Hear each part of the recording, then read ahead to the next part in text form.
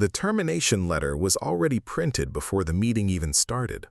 Insubordination, they called it. A quiet nurse who refused to follow a direct order from a visiting admiral's medical team during the worst night the hospital had seen in years. What the board didn't know, sitting smugly around that table, was that the woman they were firing had worn a rank higher than the admiral himself for over a decade, and she was about to prove it in front of every single one of them. Hey everyone, welcome back to Nurse Files, the channel where the people we overlook turn out to be the ones who were quietly running the show all along. If you're new here, go ahead and hit subscribe, drop a like, and tell me where you're watching from tonight. Let's get into it. Ashford General wasn't a big hospital, but it liked to think of itself as an important one. The kind of place with a marble lobby, a donor wall 3 names deep in gold lettering, and a board of directors who treated every decision like it belonged in a headline.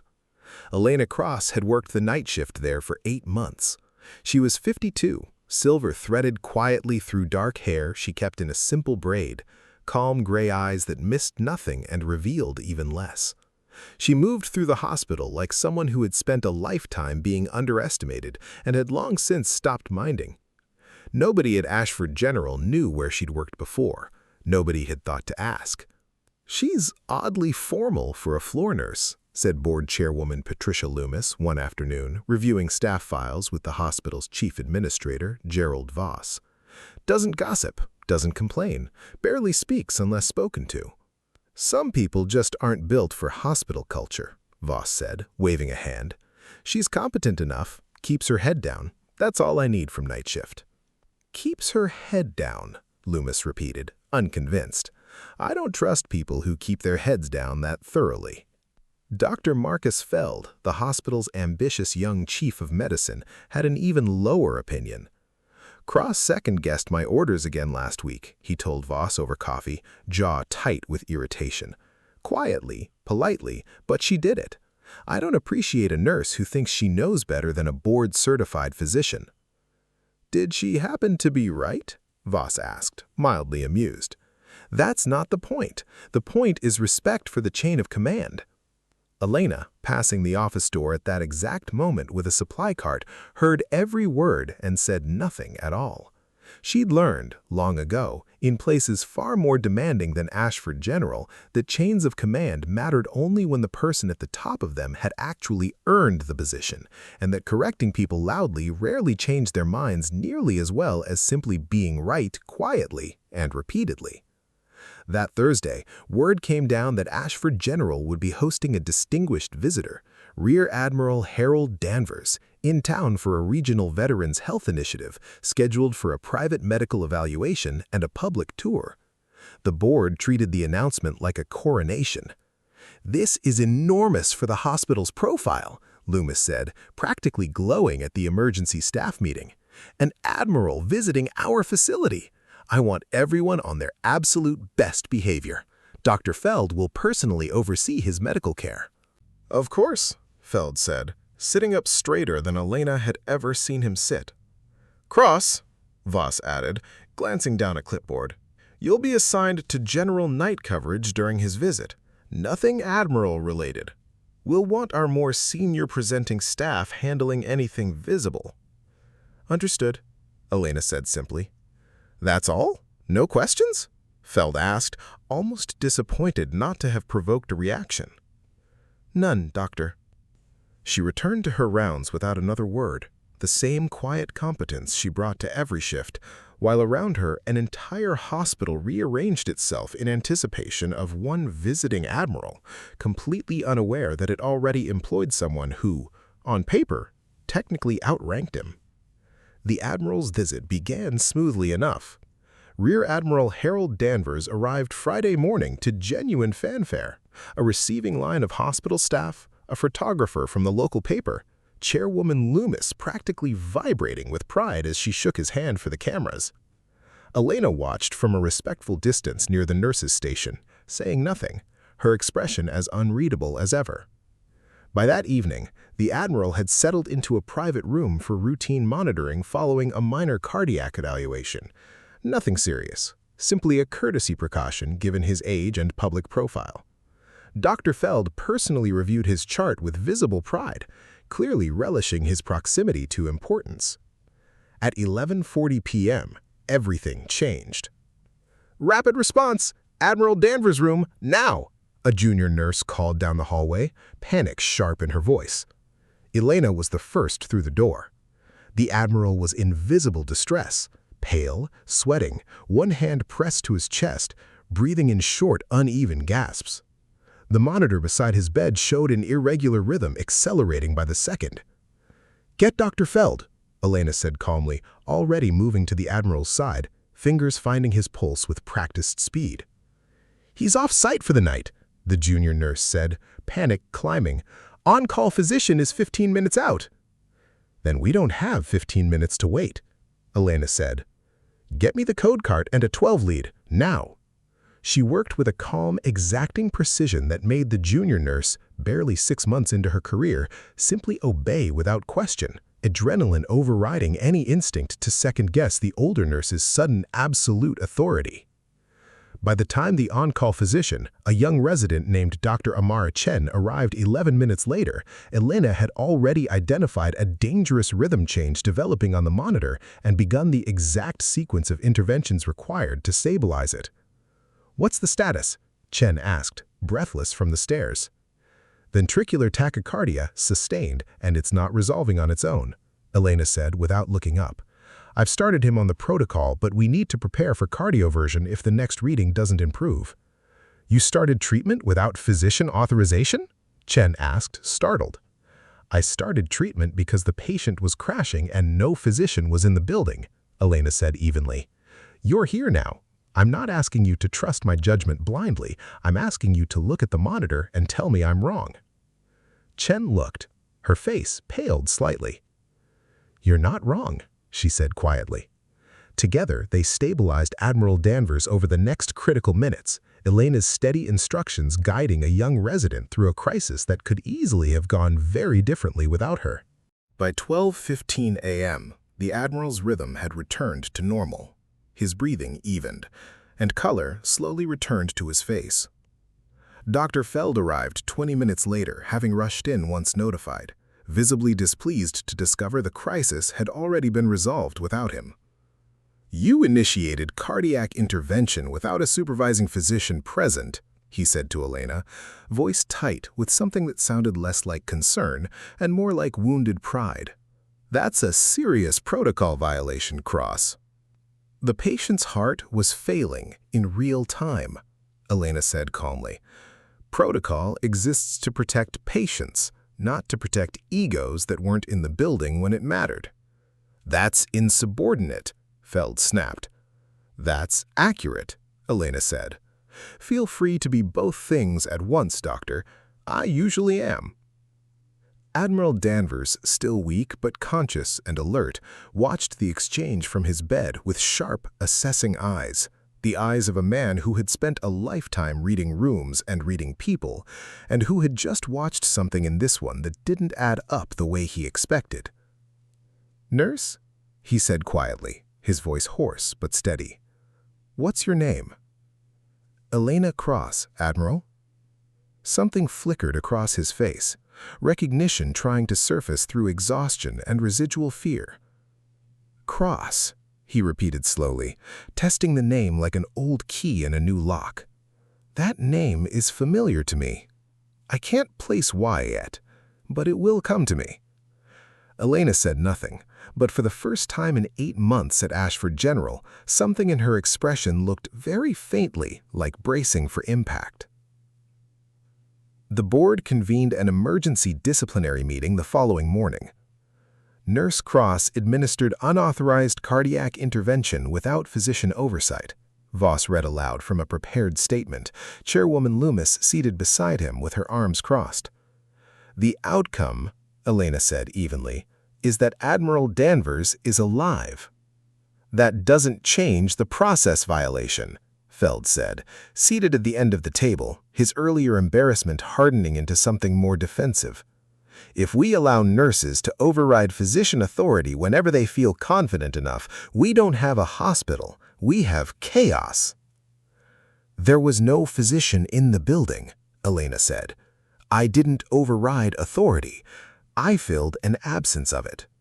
"That's a distinction without a difference," Loomis said coolly.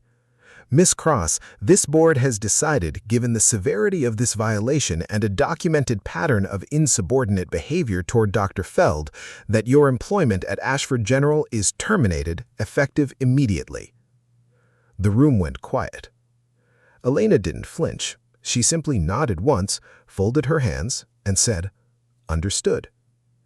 "That's all you have to say?" Voss asked, slightly thrown by the lack of protest. "What would you like me to say, Mr. Voss?" Elena asked, calm and level. "That I regret saving a man's life because it embarrassed a doctor who wasn't there to do it himself? I don't regret it. I'd do it tonight, tomorrow night, and every night after that." The door opened before Voss could respond. Admiral Danvers walked in, still moving carefully, an aide hovering close behind him, but his eyes were sharp now, fully focused, fully awake. "I believe I asked to be informed before any personnel decisions were finalized regarding the nurse who saved my life last night," he said, voice carrying an authority the entire room instantly recognized and straightened for.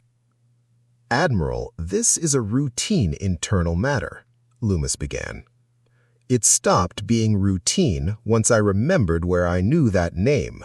He turned to Elena, something between disbelief and profound respect settling into his features. "Rear Admiral Elena Cross, United States Navy, retired 11 months ago after commanding fleet medical operations for the entire Pacific Theater. You outrank me, Admiral. You have for 6 years." The silence in that room could have been measured in heartbeats. "That's not possible," Feld said weakly. "She's a floor nurse." She was a 2-star rear admiral overseeing casualty response for an entire ocean, who apparently decided after retirement that the most useful thing she could do with her remaining years was hold the hand of every quiet, unglamorous shift most people don't want in a hospital that clearly had no idea who they'd hired. He turned back to Loomis and Voss, his expression hardening. "You just fired the most qualified medical officer in this building for doing exactly what she was trained, decorated, and promoted twice over to do." Loomis's face had gone pale. Voss said nothing at all. "Admiral, if we'd known," Loomis started. "That's precisely the problem. You shouldn't have needed to know her rank to trust her judgment. You needed a chest pain and a crashing rhythm to tell you everything you needed to know about her competence, and even then, your first instinct was to punish her for it." Elena, still seated calmly at the table, finally spoke. "I didn't tell anyone here who I used to be because I didn't want special treatment, Admiral. I wanted to be judged on the work itself. And the work," Ann Danvers said quietly, "saved my life last night." He turned back to the board. "I strongly recommend this termination be reversed, effective immediately, and that this board consider very carefully what almost happened here, not just to me, but to every future patient who might not have had someone like her in the room." Voss cleared his throat, sweat visible at his hairline now. "The termination is rescinded, effective immediately." "That's not enough. An apology is owed, not to me, to her."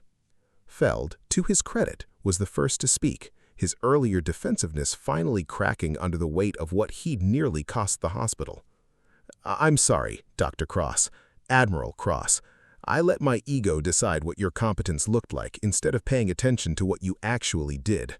That was wrong, and it very nearly cost more than my pride. Apology accepted, Doctor. Try trusting results before you trust rank next time. Rank is useful. Results are the actual proof." 3 weeks later, the story of Ashford General's near miss had traveled quietly through veteran and medical circles alike, enough that an anonymous tip reached hospital security about a possible security risk connected to Admiral Danvers' earlier visit. A disgruntled former contractor, recently dismissed from a veterans benefits program under Danvers' old command, was reportedly planning to confront the Admiral publicly during a scheduled follow-up appointment, and security intelligence suggested the confrontation might not stay peaceful. "We need to cancel the follow-up," Voss said nervously during an emergency security briefing. "We can't risk another incident." "Or," Elena said calmly, "we prepare properly instead of hiding from the problem." "Cross, this isn't a medical situation. This is a security matter." "Security matters and medical crises aren't as separate as people like to believe. I spent 6 years coordinating both simultaneously under considerably worse conditions than a hospital lobby." On the day of the follow-up, the disgruntled former contractor arrived precisely as warned, agitated, unpredictable, pushing past the front desk towards the private wing where Danvers waited, hospital security scrambling to respond fast enough. Elena reached the corridor first. "Sir, I understand you're upset.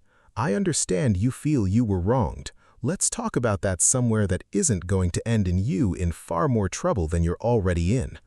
"You don't know what he took from me," the man said, voice cracking with anger and something rawer beneath it. "I don't," Elena admitted. "But I know that whatever happens in the next 60 seconds is the difference between you having a real conversation about it and you having a criminal record instead. I'd rather help you get the first outcome." Something in her calm, unshaken presence, the complete absence of fear in a moment clearly built to provoke it, made the man hesitate. "Who are you?" he asked finally. "Someone who's talked far more dangerous people than you down from far worse decisions," Elena said simply. "Let's start with your name and why you're really here." By the time hospital security caught up, the man was seated calmly in a side room with Elena, agitation fading into something closer to exhausted grief. His grievance, real if badly handled, finally being heard by someone with the patience and authority to actually listen. Admiral Danvers, informed of the situation afterward, personally ensured the man's original complaint about his benefits case would be formally reviewed rather than simply prosecuted and forgotten. "You didn't just stop a threat, you solved the actual problem underneath it. That's rarer than people think, even among decorated officers." It's the same principle either way. Find out what's actually wrong before you decide how loud the response needs to be. Ashford General changed in the months that followed, not through announcements, but through small, permanent corrections.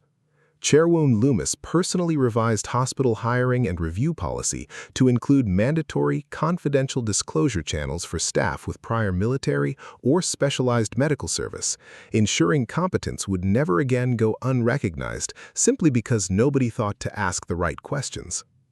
Dr. Feld, humbled in a way that clearly reshaped him, requested additional training under Elena's informal mentorship and slowly became one of the more careful, curious physicians on staff, the kind who asked questions before issuing orders.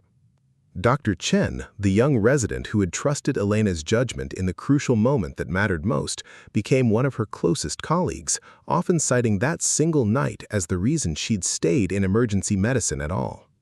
And Elena Cross kept working her quiet night shifts in the same simple scrubs, her silver-threaded braid the same as always, except now when people at Ashford General looked at her, they saw her clearly for exactly who she'd always been.